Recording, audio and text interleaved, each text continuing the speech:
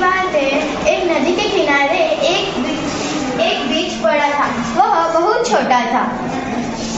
एक दिन वह चिड़िया आई। चिड़िया उस बीज को चोंच मार रही थी। बीज बोला, रुकी रहो, दान पात होने दो, जमीन में गिर जाने दो। फिर चिड़िया चींची करती उड़ी गई। थोड़े दिनों के बाद वह अंकुर हुआ। फिर वह बकरी आई। बकरी कोपल को खाने लगी। तब अंकुर बोला, रुकी रहो, दाल पात होने दो, जमीन में गिर जाने दो। फिर बकरी चली गई। फिर थोड़े दिनों के बाद वह कोपल हुआ।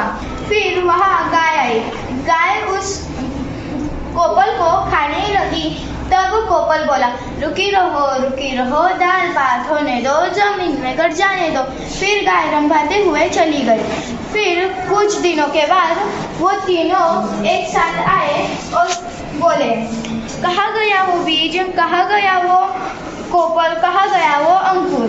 फिर वो पौधा बोला, मैं ही वो बीज हूँ, मैं ही वो कोपल हूँ और मैं ही वो अंकुर हूँ। मैं अब तुम सबके काम आ सकता हूँ। फिर सभी लोग खुश हो गए।